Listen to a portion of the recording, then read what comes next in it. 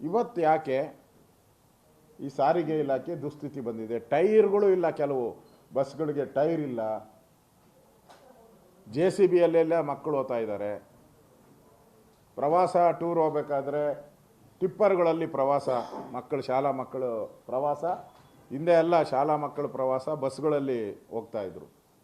ಸರ್ಕಾರಿ ಬಸ್ಗಳು ಅದಕ್ಕೋಸ್ಕರ ಕನ್ಸೆಷನ್ ಇತ್ತು. ಈಗ ಟಿಪ್ಪರ್ಗಳಲ್ಲೂ ಹೋಗುವಂಥ ಪರಿಸ್ಥಿತಿ.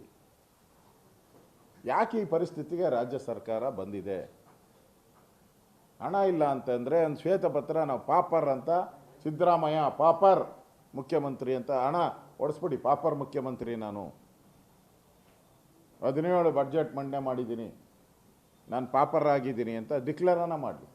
ಅದು ಬಿಟ್ಟು ಇವತ್ತು ಸಾರಿಗೆ ಇಲಾಖೆಯಲ್ಲಿ ಇಷ್ಟೊಂದು ಸ್ಟ್ರೈಕ್ ಆಗ್ತಾ ಇದೆ, ಮತ್ತು ಅದಕ್ಕೆ ಆಗಲೇ ನೋಟಿಸು ಸರ್ವ್ ಮಾಡಿದ್ದೀರಾ. ಯಾರ್ಯಾರು ಸ್ಟ್ರೈಕ್ ಹೋಗ್ತಾರೋ ಅವ್ರಿಗೆಲ್ಲ ಕೆಲಸದಿಂದ ವಜಾ ಮಾಡ್ತೀರಿ ಅಂತೇಳಿ ಎಸ್ಮಾ ಬೇರೆ ಜಾರಿಗೆ ಮಾಡಿದ್ದೀರಾ. ನಿಮ್ಮ ಎಸ್ಮಾಗೂ ಕೇರ್ ಮಾಡಲ್ಲ, ಯಾವುದೂ ಕೇರ್ ಮಾಡದೆ ನಾಳೆ ಅವಾಗೆ ಅವ್ರು ಸ್ಟ್ರೈಕಲ್ಲಿ ಭಾಗಿಯಾಗ್ತಾ ಇದ್ದಾರೆ ಎಲ್ಲರೂ. ಅಂದರೆ ಸರ್ಕಾರದ ಆದೇಶಕ್ಕೆ ಕಿಮ್ಮತ್ತು ಬೆಲೆ ಕೊಡದೇ ಇರೋವಂಥದ್ದನ್ನು ನೋಡ್ತಾ ಇದ್ದೀರಿ.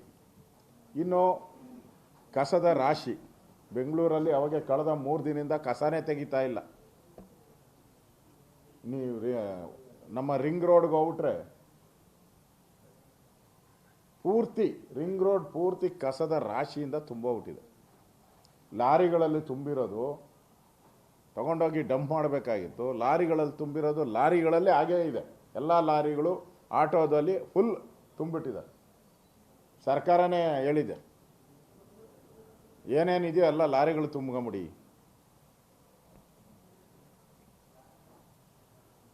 ಅಂದರೆ ಕಸ ಎತ್ತಕ್ಕೂ ಬೆಂಗಳೂರಿನ ಕಸ ಗಾರ್ಬೇಜ್ ತೆಗಿಯೋಕ್ಕೂ ಯೋಗ್ಯತೆ ಇಲ್ಲ. ನನಗನ್ಸುತ್ತೆ ಅವ್ರಿಗೂ ಸಂಬಳ ಕೊಟ್ಟಿಲ್ಲ ನಾವು ನ್ಯಾಯವಾಗಿ, ಅನುದಾನ ಬಿಡುಗಡೆ ಮಾಡಿಲ್ಲ. ಇನ್ನೊಂದು ದಿನ, ಇನ್ನೆರಡು ದಿನ ಹೋದರೆ ಇಡೀ ಬೆಂಗಳೂರು ಗಬ್ಬೆದ್ದು ಹೋಗ್ತೈತೆ. ಗಾರ್ಬೇಜ್ ಸಿಟಿ, ಕಾಂಗ್ರೆಸ್ ಸರ್ಕಾರ ಗಾರ್ಬೇಜ್ ಸಿಟಿ ಮಾಡಿರೋವಂಥದ್ದಕ್ಕೆ ಇದಕ್ಕಿಂತ ದೊಡ್ಡ ಉದಾಹರಣೆ ಸಾಧ್ಯನೇ ಇಲ್ಲ. ಅಂದರೆ ಎಲ್ಲ ರಂಗಗಳಲ್ಲೂ ಇವತ್ತು ಫೇಲ್ಯೂರ್ ಆಗಿದೆ. ಹಣಕಾಸಿನ ಕೊರತೆಯಿಂದ ಫೇಲ್ ಆಗಿದೆ. ಆದ್ದರಿಂದ ಈ ಸರ್ಕಾರಕ್ಕೆ ಮಾನ ಮರ್ಯಾದೆ ಇದ್ದರೆ ಕೂಡಲೇ ಹಣ ಬಿಡುಗಡೆ ಮಾಡಿ ಕಸ ತೆಗೆಯುವಂಥದ್ದಕ್ಕೆ ವ್ಯವಸ್ಥೆ ಮಾಡಿ, ಕೂಡಲೇ ಹಣ ಬಿಡುಗಡೆ ಮಾಡಿ ಸಾರಿಗೆ ಇಲಾಖೆ ನಡೆಯೋಕ್ಕೆ ಅವಕಾಶ ಮಾಡಿಕೊಡಿ, ಕೂಡಲೇ ಹಣ ಬಿಡುಗಡೆ ಮಾಡಿ ಅನಾಥ ಮಕ್ಕಳ ಜೀವವನ್ನು ಉಳಿಸಿ. ಇಲ್ಲ ಅಂದರೆ ಜನರ ಶಾಪ ನಿಮಗೆ ತಟ್ಟುತ್ತೆ. ಯಾರಾದರೂ ಒಬ್ಬ ಮಕ್ಕಳು ಏನಾದರೂ ಹೆಚ್ಚು ಕಮ್ಮಿ ಆದ ತೀರೋದ್ರೆ ನಿಮಗೆ ಆ ಶಾಪ ತಟ್ಟುತ್ತೆ. ಈ ಎಚ್ಚರಿಕೆಯನ್ನು ಕೂಡ ನಾನು ಕೊಡ್ತಾ ಇದ್ದೀನಿ ಇವತ್ತು. ಇನ್ನು ಗುತ್ತಿಗೆದಾರರು ಕೂಡ ಆಗಲೇ ಶುರುವಾಗಿದೆ. ಅವರು ಡೇಟ್ ಡಿಕ್ಲೇರ್ ಮಾಡ್ತಾ ಇದ್ದಾರೆ. ಇಡೀ ಕಾಮಗಾರಿಯ ಸ್ಟಾಪ್ ಮಾಡೋಕ್ಕೆ, ಇಡೀ ರಾಜ್ಯಾದ್ಯಂತ ಕಾಮಗಾರಿಗಳನ್ನು ಸ್ಟಾಪ್ ಮಾಡೋಕ್ಕೆ ಗುತ್ತಿಗೆದಾರರ ಸಂಘನೂ ಕೂಡ ಆಗಲೇ ತಯಾರಾಗಿದೆ. ಇನ್ನು ಅಬ್ಕಾರಿ ಅಂತೂ ಕೇಳೋದಿಲ್ಲ. ಅಬ್ಕಾರಿಯಲ್ಲಿ ಲೂಟಿ 80% ಅಂತ ಹೇಳ್ತಾ ಇದ್ದಾರೆ ಲೂಟಿ. ಅಬ್ಕಾರಿ ಇಲಾಖೆ ದೊಡ್ಡ ಹಗರಣ, ಅದು ಹೆಗ್ಗಣಗಳು ತುಂಬಿರುವಂಥ ಒಂದು ಇಲಾಖೆ ಅಬ್ಕಾರಿ ಇಲಾಖೆ.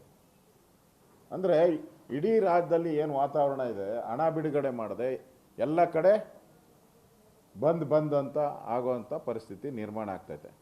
ಇದಕ್ಕೆ ನೇರವಾಗಿ ಈ ಸರ್ಕಾರದ ದುರಾಡಳಿತ, ಅಧಿಕಾರದ ಕಿತ್ತಾಟ, ಚೇರ್ಗಳ ಒಡೆದಾಟ,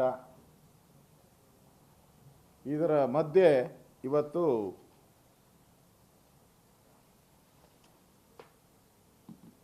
ಕಾಳಗ ನಡೀತಾ ಇರುವಂಥದ್ದು. ನ್ಯೂಸ್ ಫಸ್ಟ್, ನಿರ್ಭೀತಿಯಿಂದ ನಿಮ್ಮ ಪರವಾಗಿ.